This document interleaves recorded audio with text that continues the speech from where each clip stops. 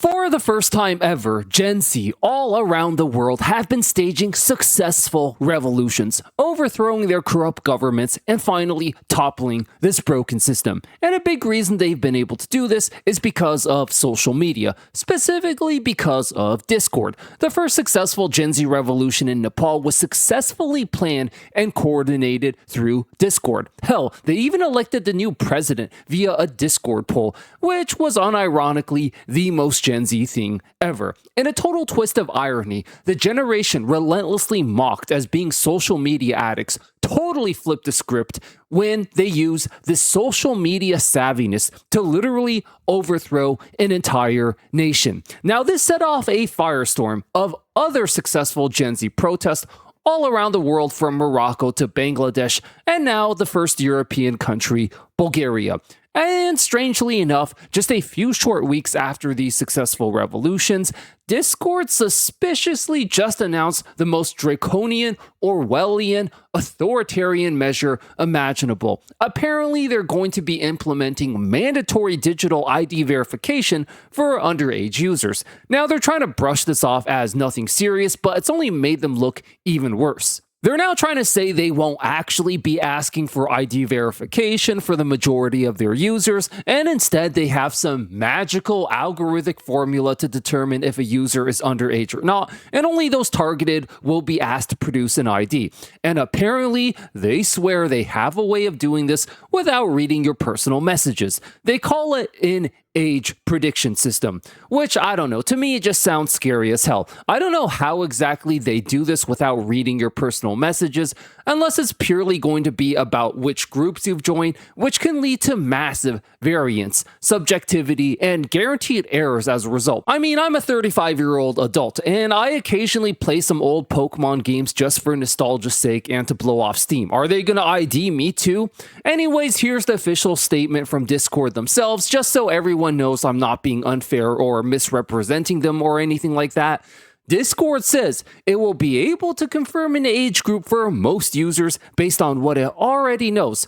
We use an age prediction to determine with high confidence when a user is an adult. It says, this allows many adults to access age-appropriate features without completing an explicit age check. This system, which as described, functions similar to the algorithmic age inference Google has dabbled in for YouTube, is an answer to the accusation that Discord is treating all of its users like children. When the inference system isn't enough, the process for follow-up confirmation and its privacy promises are familiar territory for biometrics and age assurance observers, facial age estimation, or document-based age verifications. Facial scans never leave your device. Discord and our vendor partners never receive it. IDs are used to get your age only and then deleted. Discord only receives your age, that's it. Your identity is never associated with your account. Allegedly. Yeah, you can call me skeptical, but somehow I doubt it's going to stop at this. This is always the first step towards tyranny, and it's always done under the guise of protecting minors at first. We saw the same thing happen with the social media ban for minors in Australia and the UK. They say it's being done to protect the mental health of young people, which is already laughably absurd on its face when you consider when have these out-of-touch boomer elites ever given a shit about the mental health of young people. They left us the worst economy ever, constantly gaslight us about being lazy, pay us horrible wages, and treat us literally worse than ancient slaves. In fact, they've explicitly mocked Gen Z on the issue of mental health specifically. And I'm actually very proud of Gen Z for being the first generation that takes their mental health seriously and has raised great awareness about it. And that's part of what inspired me to start this channel in the first place. But the boomers never even tried to understand it or take it seriously, constantly telling you to just shut up and go to work. They literally treat mental health as if it's some mythical thing that doesn't even exist. And now all of a sudden, all these same boomer politicians care so much about your mental health that they're willing to pass legislation to protect your mental health. Yeah, give me a break. I'm going to choose not to believe that at all. What this all means is what should be blatantly to anyone with half a brain at this point. This guise of protecting the youth they never cared about in the first place is merely a Trojan horse, an incursion into something far more sinister, evil, and disturbing. Enforcing a social media ban based on age has an inherent fundamental problem which everyone instantly noticed and pointed out. How would you actually enforce it without requiring that everyone, not just actual minors, provide ID verification? In order to prove you're over 16, you have to provide proof no matter what age you actually are. And this is a very convenient excuse to make sure that now everyone has to provide access to social media, and now the government has a convenient way to see who's exactly posting what from which account. They can punish you for saying literally anything they don't like. And given how increasingly Orwellian, draconian, and authoritarian governments in the West are already becoming, this is a recipe for the authoritarian surveillance state where free speech will essentially be gone.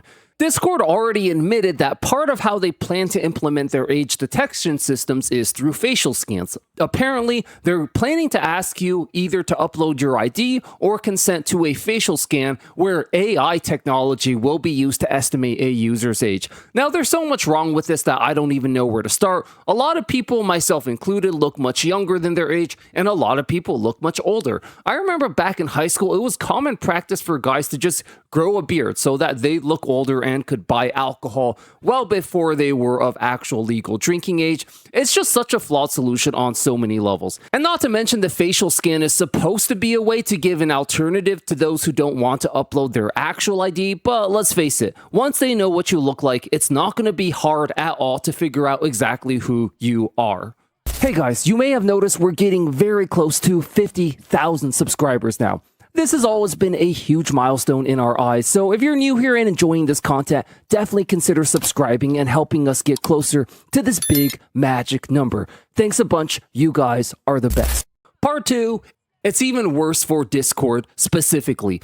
Now, these fake security measures in the name of protecting minors would be bad no matter who does it. Make no mistake about it. But there's a reason it's specifically worse coming from Discord themselves. You see, to comply with the new draconian ID verification measures coming out of Australia and the UK, Discord collected tens of thousands of IDs already from users in Australia and the UK. Then just last month, they had a disastrous situation where a data security breach resulted in the leaks of over 70,000 IDs used by a third party for the purposes of Discord age verification in the UK and Australia. 70,000 people whose government IDs with sensitive information were leaked out and made public for the entire world to see. I gotta say, who's ever in charge of Discord, you better get a much better PR manager, to say the least. You have to be totally tone deaf and out of touch with your own public image to implement a universal age verification check literally just a month after publicly proving to the entire world that you can't be trusted to keep personal IDs with sensitive information safe at all. At the very least, at least wait for all this to boil over and wait, I don't know, 6 months or a year before trying to implement such a thing after you just got totally exposed being completely untrustworthy when it comes to keeping information safe. This is just such a bad look in every way imaginable. Their optics are completely in the gutter right now, and quite frankly, I don't feel sorry for them. They really made their own bed when it comes to this. Part 3, suspicious timing. So given how everything we just talked about turned out, how they're so brazen to have the balls to implement these draconian age verification measures after they literally just got caught and exposed for being too incompetent to even keep these IDs from being leaked, you gotta wonder what the hell is going on that made them so adamant about these drastic changes, knowing how bad it would look, and the decision to push through despite that. Now, I'll admit this is pure speculation on my part. It's impossible to prove it one way or another, but because of the simple fact that they would never openly admit it, even if they were true. Part of me thinks that this has to do with, for the first time, successful Gen Z protests and revolutions all over the world, being organized in large part due to Discord. As I mentioned earlier, the first successful revolution in Nepal happened largely because Discord gave these brave young people the means and ability to organize, coordinate, and share information in ways totally unprecedented and unheard of in the pre-social media era. I've said this many times as a millennial. Part of the reason Gen Z really gets it is because they're so social media savvy, having grown up in this environment their whole lives. And I really think that the suspicious timing shows that governments around the world actually fear Gen Z now, after all these successful revolutions, and this is just the first of many measures they'll try to take to continue to hold on to power and keep us held down and enslaved to their corrupt, broken system. And so we're at a massive tipping point right now. We've had successful Gen Z revolutions and movements all around the world. For the first time, there's been signs of real change and progress, and right as this happens, they're now trying to shut down the means and method in which Gen Z has successfully organized these incredible revolutions. In order to maintain our freedom, progress, and continued success, we must fight back against this tyranny and send a clear message that we're not going to accept this. And thankfully, this has already started to happen. We're starting to find solutions, and Discord, already feeling the heat, feel that they're under tremendous fire right now, and they're showing early signs of panic.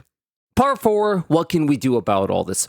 Alright, so you're probably all wondering by now, this is good information to know and everything, but what can we actually do about it? Can we actually do anything about it? And the answer is an easy yes. The solution to all this is about as easy and straightforward and common sense as it can get. All you have to do is look for viable Discord alternatives, and at the end of the day, like any business, Discord will eventually have to change based on the fact that they're rapidly losing users. And there's already signs of that, more on that later. According to this article, Google searches for Discord alternatives have surged 10,000%. Yes, you heard that right, 10,000% since Discord made this announcement. And this article right here capitalized on the renewed interest, listing their top 5 Discord alternatives in light of this new information. So let's take a look at a few. Number 1, Stow. Stow is an open source community-driven chat platform specifically designed as a Discord-style alternative. It offers servers, channels, roles, direct messages, and voice chat, with an interface that will feel familiar to longtime Discord users.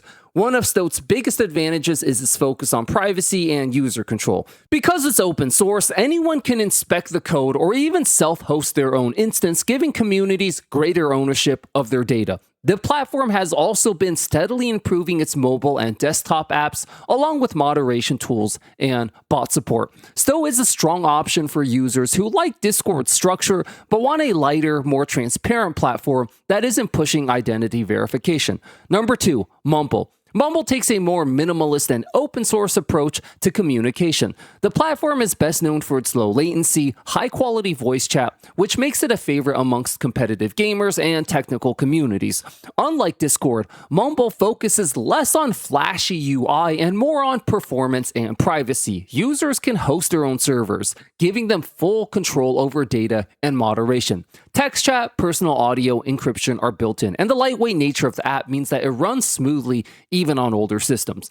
Mumble is a strong option for users who primarily care about voice communication and value open source software. Now, after this, the list rounds out with some familiar names like Microsoft Teams, WhatsApp, and Slack. Personally, I give the other 2 a try first, as the rest are kind of just the typical corporate shill products per usual. And it'd be really good to give some up-and-coming alternatives a free shot. Discord has recognized this, and they've been forced to come up with a panicked and desperate statement, which means they're feeling the heat, and we as the people have successfully fought back against a major corporation, something that's much needed in today's day and age. Gen Z revolution is brewing and rapidly gaining traction every single day, both internationally and in the West. We cover the game-changing ramifications of this revolution in this video right here. Check it out. I'll see you there. Thanks for watching.